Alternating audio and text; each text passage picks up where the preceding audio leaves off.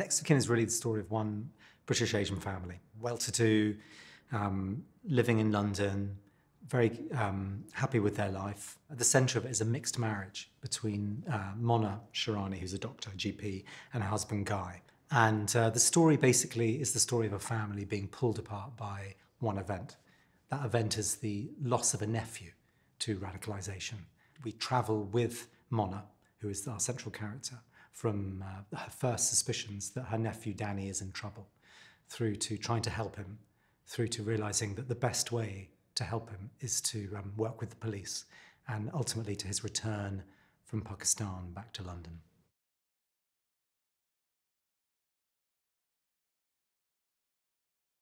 The inspiration for the show came about from a chance remark a friend of mine made. It was just after the Bataclan massacre, I think. A close friend just said something like, "Oh God, I hope it's not one of our lot." And that made me think about what it was like, you know, to increasingly become the enemy within, to become associated through no fault of your own with the actions of people who are quite violent and destructive. And I started to think about this and started to feel that it was a really sort of universal story. So it could have been the story of the Japanese in America when the Second World War was declared, or any group of people who just felt themselves to be increasingly under suspicion. And indeed, that was the first title we thought of, Suspicion. That was a bit of a cheesy title, so we abandoned that.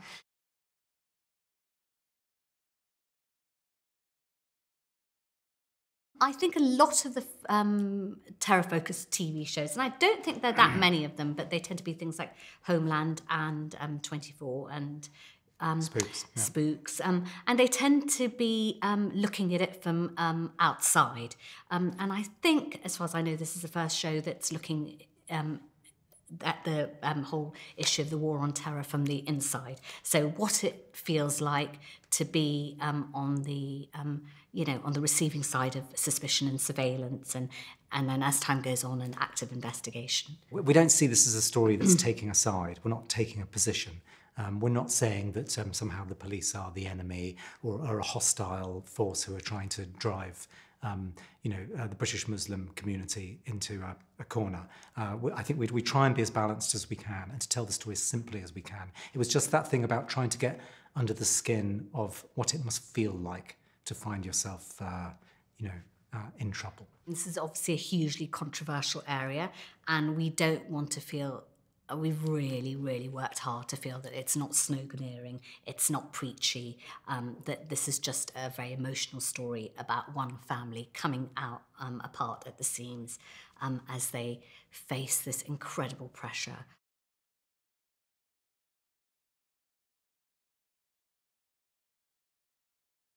We really wanted to just tell the story, tell it as simply as we could, and try and be true to the experience of the characters, to try and tell it sort of from the ground level. And that's felt like the right thing to do. The toughest challenges of the show has been that we've been making it over a summer where, Britain has experienced a number of terrorist attacks in both directions. And that has, I think, toughened our resolve to just tell the story, tell it simply, and don't sort of provide a kind of a running commentary. We're not forcing you to take one position or the other, but you're just seeing these people as people rather than, anything else. We made an effort to try and make this family as human as possible, as accessible, as quirky, as flawed, as complicated as any other family, so that people can feel this isn't whether you're a British Asian viewer or you're a British European viewer, then you will feel this is just a story about us, whoever you are, that this is any family in Britain. They just happen at this moment to be going through a particular trauma. We hope that we've kind of also delivered a thriller, that's something that's quite sort of edge of your seat.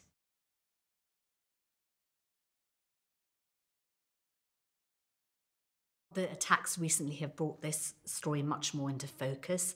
I think we always had a focus on it, to be honest, because we've been thinking about the issues around it for a while, talking to people, meeting experts in the field. So it was kind of in the back of our heads as a very live issue. But I think we had a strange feeling in this country that we were slightly immune from it. You know, we saw it happen in France, we saw it happen in other countries, and we'd been mercifully sort of protected from it. And it's just been a very awful, obviously, and sad awakening. And that has put the spotlight on this in a very real way. Just, I suppose, made us just really try to be truthful as far as we can be.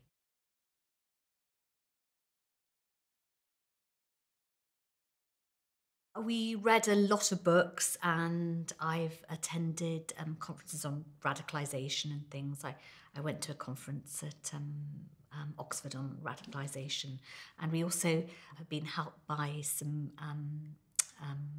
very brave people in the field, such as Sarah Khan from Inspire. So we have talked to a lot of people who are working on the ground in counter-radicalisation and allied fields. And it's also worth saying that we also spoke to someone who used to work in counter-terrorism. So from the police side, we were anxious to try and tell a story that was thrilling, but also, we got it right. So it was a case of trying to tell the story truthfully from both sides.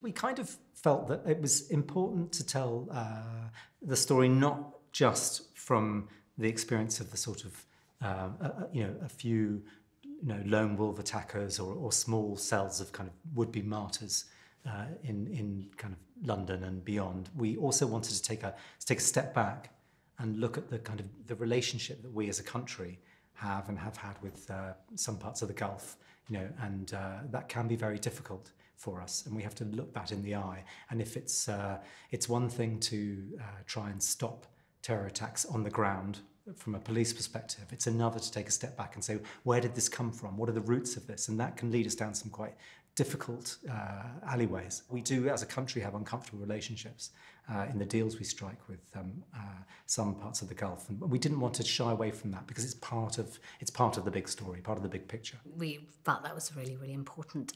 For example, in the travel ban, Trump's travel ban, it's just very interesting that of the countries on the travel ban, none have ever been responsible for acts of terrorism in America, whereas countries that have been responsible for acts of terrorism, such as Saudi Arabia, have been exempt from, I don't mean the government of Saudi Arabia, obviously individuals from those countries have been exempt from the travel ban.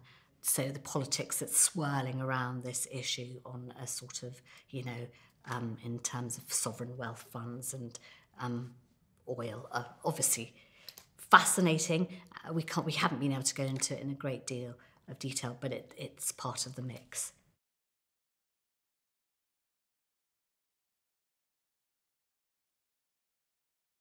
We once wrote an episode of The Bill together when we were living in a bedsit in Kensal, both unemployed, which we sent in to try and get made by The Bill, but we never got a reply. So this is our second script together, second project. This one's gone a bit further, so that was good.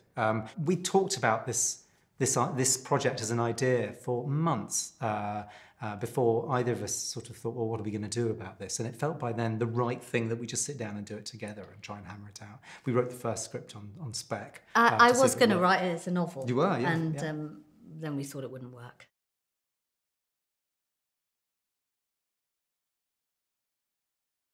In terms of the way we sat down and tried to write together, we'd go for walks and we would try and thrash out the story together and think about characters. And then we would sort of plot it out, and we would sort of write bits separately and then come together and overwrite each other's work and then sort of stitch it together. And, that seemed to be the safest tactic. Do you know what? It's not always smooth sailing, but...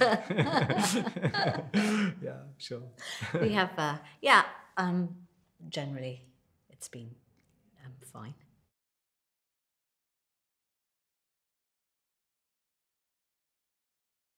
I don't feel that we want to have a sort of message that we take home from this, but I just hope that the act of showing a modern Muslim family, a mixed marriage, showing that that they're just people like us is in itself a kind of quite a sort of bold thing on mainstream television. I don't think that there's any one message that we can take home from this, just except that the subject's full of sadness, really. I think if we're just trying to sort of put a human face on a national trauma and tragedy that we're all going through. And yes, I think rather than, as you say, rather than deliver a message, it's more about just trying to humanise the conflict.